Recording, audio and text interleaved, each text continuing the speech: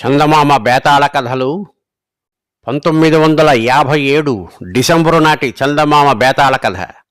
ప్రాణరక్షణ. విసుగు చెందని విక్రమార్కుడు మళ్ళీ చెట్టు వద్దకు వెళ్ళి శవాన్ని దించి భుజాన వేసుకుని మౌనంగా శ్మశానానికేసి నడవసాగాడు. అప్పుడు శవంలోని బేతాళుడు, రాజా, తెలియని వాడి కోసరం నువ్వు ఇన్ని పాట్లు పడుతున్నావు, కానీ అది ఎంత ప్రమాదమో నువ్వు గ్రహించావు కావు. ఆప్తులు కాని వారి ప్రాణాలను కాపాడటానికి ప్రయత్నించినా అది ప్రమాదకరంగానే పరిణమిస్తుందని తెలపటానికి నీకు మళ్ళీ కథ చెబుతాను విను అంటూ ఈ విధంగా చెప్పసాగాడు. ఒక దూరదేశంలో సముద్ర తీరాన గుట్టల మధ్య గుడిసె వేసుకుని ఒక ముసలివాడు నివసిస్తూ ఉండేవాడు. అక్కడ సముద్రమంతా రాళ్లమయం. సముద్రంలో పోటు వచ్చినప్పుడు నాచు కొట్టుకుని వచ్చి ఈ రాళ్ల సందున చిక్కుకుంటూ ఉండేది. ముసలివాడు ఆ సముద్రపు నాచు పోగు చేసి సమీపంలో ఉన్న గ్రామంలో అమ్మి ఆ డబ్బులతో జీవయాత్ర సాగిస్తూ ఉండేవాడు. గ్రామంలో కొద్దిపాటి వ్యవసాయం సాగుతూ ఉండేది, కానీ అక్కడి నేల సారవంతమైనది కాదు. అందుచేత రైతులు సముద్రపు నాచును ఎరువుగా ఉపయోగించేవారు. డబ్బు పోసి సముద్రపు నాచు కొనలేని వాళ్ళు సముద్ర తీరానికి వచ్చి ఏరుకుపోతూ ఉండేవారు. కానీ ముసలివాడిలాగా అదే వృత్తిగా జీవించేవారు ఎవరూ లేరు. ముసలివాడికి అకస్మాత్తుగా కెలవాతం వచ్చింది. 50 ఏళ్ల పాటు నాచు పోగు చేసి చేసి జీవించినవాడు కాస్త నడవలేని పరిస్థితికి వచ్చేశాడు. అందుచేత ఆ పనికి వాడి మనవరాలు మళ్ళీ పూనుకున్నది. మళ్ళీ 15-16 ఏళ్ల పిల్ల. ఆమె జీవితమంతా సముద్ర తీరానే గడిచింది. తాత సముద్రపు నాచు కోసం వెళ్ళేటప్పుడు ఆ పిల్ల కూడా వెంట వెళ్ళేది. తాత నాచు అమ్ముకురావటానికి గ్రామానికి వెళ్ళినప్పుడు ఆమె సముద్ర తీరం వెంబడి ఉన్న రాళ్ల గుట్టల మీదుగా వెళ్ళి నాచు దొరికే చోట్లన్నీ పరిశోధించేది. ఈ పరిశోధనల ఫలితంగా మల్లికి ఒక అద్భుతమైన ప్రదేశం కనిపించింది. అది ఒక కోన. ముసలివాడి ఇంటికి ఎగువగా కొద్ది దూరాన సముద్రం లోపలికి చొచ్చుకురావటం వల్ల ఈ కోన ఏర్పడింది. ఈ కోన నిండా చెదురుమదురుగా రాళ్లగుట్టలు ఉన్నాయి. సముద్రం పోటు వచ్చినప్పుడు వీటిలో చాలా భాగం మునిగిపోతాయి. ఆటు వచ్చినప్పుడు బోలెడంత సముద్రపు నాచు ఆ గుట్టల మీద దిగబడిపోతుంది. ఆ కోన చాలా ప్రమాదకరమైన ప్రదేశం, కానీ అక్కడ అంతులేని నాచు ఉన్నది. అక్కడికి దారి కూడా లేదు.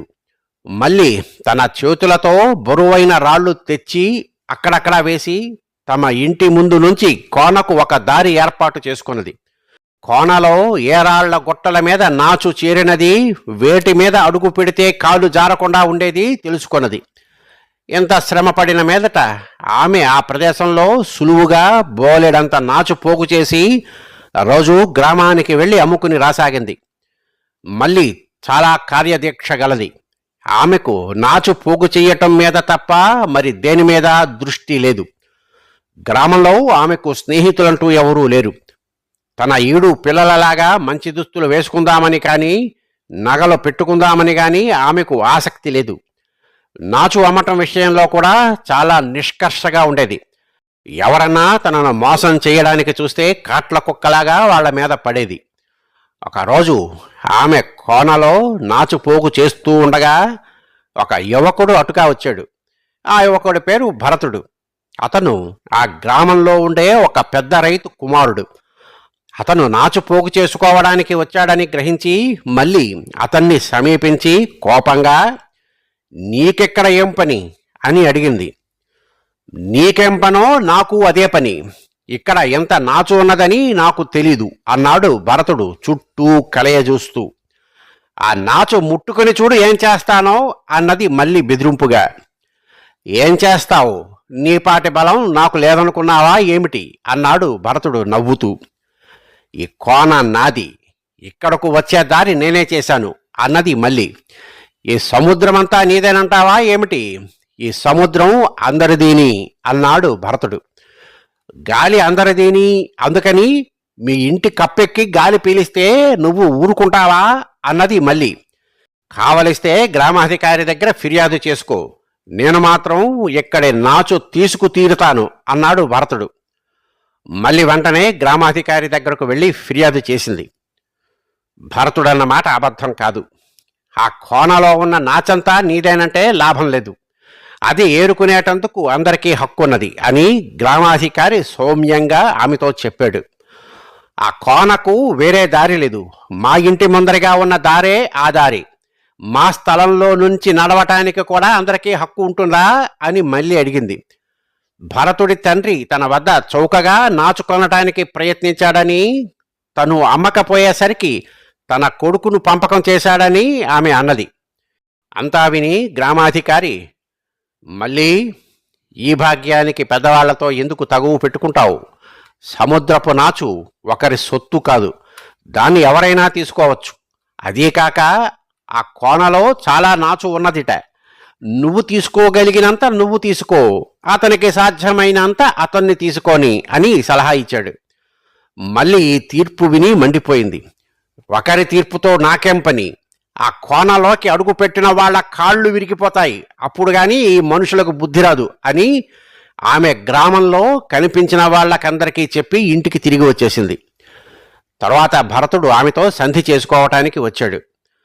అనవసరంగా మనకు ఈ జగడం దేనికి? నువ్వా ఆడపిల్లవు, నేనా మగవాణ్ణి. నీకు అందుబాటులో ఉండే నాచు నేను అంటుకోను. దూరంగా ఉండే రాళ్ల గుట్టల మీద నాచు మాత్రమే నేను ఏరుకుంటాను. ఆ విధంగా రాజీ పడి మనం ఇప్పటి నుండి స్నేహితులుగా ఉందాం అన్నాడు భరతుడు. ఆ కబుర్లన్నీ కట్టిపెట్టు. నీతో నాకు స్నేహమేమిటి? నీకు ఆ కోన సంగతి ఏమీ తెలీదు. అందులోకి నువ్వు ఎంత దూరం పోగలవో నేను అంతకంటే ఎక్కువ దూరం పోగలను. నాతో అనవసరంగా పోటీపడి చిక్కుల్లో పడకు అన్నది మళ్ళీ. సరే, అది చూద్దాం అన్నాడు భరతుడు పట్టుదలగా. మూర్ఖంగా కోనలోకి పోయి గుండంలో పడి బయటికి రాలేక మునిగిపోతూ ఉంటే నేను నిన్ను రక్షించను, జ్ఞాపకం ఉంచుకో అని మళ్ళీ అతన్ని బెదిరించింది. భరతుడు నిర్లక్ష్యంగా నవ్వాడు. కొంతకాలం గడిచింది. ఒకరోజు బాగా ముసురు పట్టింది. గాలి కూడా సాగి తుఫాను వచ్చే సూచనలు కనబడ్డాయి. అందుచేత నాచు పోగు చేయటానికి మళ్ళీ తన కుంకి కర్ర తీసుకుని రోజు కన్నా పెందలాడే కోనకు బయలుదేరింది. ఆమె అక్కడకు చేరేసరికి భరతుడు అప్పుడే వచ్చి ఉన్నాడు. సముద్రం బాగా తెరులుతున్నది. చినుకులు కూడా ఆరంభమయ్యాయి. భరతుడు ఒక రాతి గుట్ట మీద నిలబడి నాచు కోసం ఎంత దూరం పోగలనా అని చూడసాగాడు. అతనికన్నా దూరం వెళ్ళటానికి మళ్ళీ నిశ్చయించుకున్నది. భరతుడు ఏదో నిశ్చయించుకున్నవాడలే ఒక గుట్ట మీద నుండి ఇంకొక గుట్ట మీదకి దూకుతూ ఉత్తరపు దిక్కుగా పోసాగాడు. మళ్ళీ మనసు ఆనందంతో నిండిపోయింది. అటుగా అతనికి నాచు దొరకదు. ఆమె చెప్పిన గుండం కూడా అటువైపే ఉంది. మళ్ళీ తన సమీపంలో ఉన్న నాచును కుంకికర్రతో పోగు చేయసాగింది. భరతుడు కూడా అంత దూరాన తనకు దొరికిన నాచును పోగు చేయసాగాడు. కానీ తన కుప్ప కన్నా అతనిది చాలా చిన్నదిగా ఉండటం మళ్ళీ గమనించింది. అతని కర్రకు నాచు చిక్కినప్పుడల్లా మళ్ళీ గట్టిగా వేళాకోళంగా నవ్వసాగింది. భరతుడికి పౌరుషం రెచ్చిపోసాగింది. ఏ విధంగానైనా సరే మళ్ళీ కన్నా ఎక్కువ నాచు పోగు చెయ్యాలని అతను తీర్మానించుకున్నాడు. అంతలోనే అతని కళ్ళు గుండం మీద పడ్డాయి. ఆ గుండం నిండా నాచు ఉండి సుడులు తిరుగుతున్నది. ఆ నాచు పైన కాలు పెడితే మనిషి తేలుతాడన్నంత మందంగా ఉన్నది. ఆ గుండంలో నుండి నాచు తీయటానికి ప్రయత్నించటం ఎంత ప్రమాదకరమో మల్లికి తెలుసు. ఆమె దాని ఛాయలకు ఎన్నడూ పోలేదు. దాని చుట్టూ ఉండే రాళ్ళు చాలా జారుడు రాళ్ళు. ఆటు సమయంలో కూడా దానిలోని నీళ్లు పూర్తిగా తీయవు. భరతుడు ఈ గుండం చుట్టూ ఉన్న రాళ్ల మీదకు వచ్చి అతి కష్టం మీద కాళ్ళు జారకుండా చూసుకుంటూ తన కుంకి కర్రతో కొద్దిపాటి నాచు పైకి లాగాడు. మరుక్షణమే అతని కాలు జారింది. కానీ గుండంలో పడకుండా తప్పించుకున్నాడు. నీకేమైనా మతిపోయిందా? అందులో పడితే చస్తావు అని మళ్ళీ కేకపెట్టింది. నీ పని నువ్వు చూసుకో, నా ఊసెందుకు అన్నాడు భరతుడు. నీ ఊసు నాకేమీ అక్కర్లేదులే అంటూ మళ్ళీ తన కుంకి కర్ర ఎత్తుకుని నాచు కోసం వెతుకుతూ కదిలింది. అంతలోనే గుండంలో ఏదో పడిన చప్పుడు ఆమెకు వినిపించింది. ఆమె తల ఎత్తి చూస్తే భరతుడు లేడు. అతని శరీరం గుండంలో దొర్లుతూ తిరగటం ఆమె కంట పడింది. ఆమె కాళ్ల మీద చేతుల మీద పాకుకుంటూ గుండం వద్దకు వెళ్ళింది. భరతుడు ఒకసారి తేలి కనిపించాడు. అతని నుదురుకు పెద్ద గాయమై రక్తం కారుతున్నది. అతను దగ్గరకు రాగానే ఆమె అతని చొక్కా పట్టుకుని తన కుంకి కర్ర అందిస్తూ, ఈ కర్రను గట్టిగా పట్టుకో అన్నది. అతను ఆ కర్రను పట్టుకున్నాడు. అప్పుడు ఆమె అతన్ని రాళ్ల మీదకి మెల్లిగా లాగింది. తర్వాత ఏం చెయ్యాలో మల్లికి తెలియలేదు. సముద్రం పోటు వస్తున్నది. అక్కడి నుండి అతన్ని తీసుకుపోకపోతే త్వరలోనే తన చుట్టుపక్కల ప్రాంతమంతా మునిగిపోతుంది. ఆమె అతన్ని ఎత్తటానికి ప్రయత్నించింది. ఆమెకు ఎక్కడలేని సత్తువ వచ్చింది. అతన్ని మోసుకుంటూ ఆమె అతి ప్రయాస మీద తన గుడిసెకు చేరుకున్నది. భరతుడికి ఇప్పుడు స్పృహ లేదు. అతని మొహం పూర్తిగా పాలిపోయి ఉన్నది. అతన్ని చూసి ముసలాడు, మళ్ళీ ఈ అబ్బాయి ప్రాణం పోయినట్లుందే అన్నాడు. ఇంకా లేదు తాత, నేను గ్రామానికి వెళ్ళి వాళ్లను పిలుచుకుని వస్తాను, బ్రతికించుకుంటారేమో అన్నది మళ్ళీ. ఇంకా నయం, అటువంటి పిచ్చి పని చెయ్యకు, పగ కొద్దీ మనమే చంపామంటారు అన్నాడు ముసలివాడు. మళ్ళీ ఒక్క క్షణం పాటు నివ్వెరపోయింది. మరుక్షణం అంటే అనని అంటూ ఆమె గ్రామానికేసి పరిగెత్తింది. త్వరలోనే భరతుడి తల్లి, తండ్రి, నౌకర్లు వచ్చారు. తల్లి భరతుడి మీద పడి, అయ్యో నిన్ను పొట్టన పెట్టుకున్నారా తండ్రి అంటూ ఏడ్చింది. భరతుడి తండ్రి ఊరుకోమని భార్యను మందలిస్తూ, నా కొడుకును ఎంత చేసిన వాళ్ల రక్తం కళ్ళ చూడకుండా వదిలిపెడతానా అన్నాడు. మల్లికి గుండెలు అవిసిపోయాయి. తన తాత చెప్పినదంతా కాబోతున్నది. భరతుడు ఎట్లాగూ బ్రతకడు. హత్యానేరం తన మీద మోపి తనను ఉరితీస్తారు. తాను అతన్ని రక్షించటానికి తన ప్రాణాన్ని ఒడ్డినట్లు సాక్ష్యమైతే ఏదీ లేదు. స్పృహ లేకుండా ఉన్న తమ కొడుకును మల్లిని వెంటబెట్టుకుని రైతు దంపతులు తమ గ్రామానికి వెళ్లారు. వారు మల్లిని గ్రామాధికారికి అప్పగించి తమ కొడుకు నాచు తీసుకుపోతున్నాడని కొట్టి చంపేసిందని ఫిర్యాదు చేశారు. ఆయన ఆ రాత్రల్లా మల్లిని ఖైదులో ఉంచాడు. ఒక రాత్రి వేళ భరతుడు పెద్దగా మూలిగి కళ్ళు తెరిచాడు. ఏం నాయనా అంటూ తల్లి అతని ఎదటికి వెళ్ళింది. అతను ఎవరి కోసమో వెతుకుతూ ఉన్నట్లుగా చుట్టూ చూశాడు. అతనికి స్పృహ వచ్చినందుకు తల్లిదండ్రులు చాలా సంతోషించారు. అతను బ్రతుకుతాడని వైద్యుడు కూడా వాళ్లకు ధైర్యం చెప్పాడు. మరునాడు భరతుడి తండ్రి ఖైదులో ఉన్న మల్లి కోసం వచ్చాడు. మల్లి ఆయనను చూసి నిర్ఘాంతపోయింది. తల్లి, మావాడు నీకోసం కలవరిస్తున్నాడు. నిన్ను చూడండి, వాడు కన్ను మూసి నిద్రపోయేటట్లు లేడు. ఒక్కసారి మా ఇంటికి రా తల్లి, నీ రుణం ఉంచుకోనులే అని పిలిచాడు. మళ్ళీ వెళ్ళింది. ఆమెను చూసి భరతుడు చాలా సంతోషించాడు. తర్వాత కాలక్రమాన భరతుడు కోలుకున్నాడు. అతనికి మల్లిని ఇచ్చి పెళ్లి చేశారు. మళ్ళీ తన తాతతో సహా సముద్ర తీరాన్ని, గుడిసెను వదిలి శ్రీమంతుల ఇంట్లో అడుగుపెట్టింది. బేతాళుడు ఇంతవరకు ఈ కథ చెప్పి, రాజా, నాకు ఒకే ఒక సందేహం. తాత వద్దంటున్నా వెనక తన మీద హత్యానేరం మోపుతారని కూడా జంకక మళ్ళీ భరతుడి తల్లిదండ్రుల వద్దకు ఎందుకు వెళ్ళింది?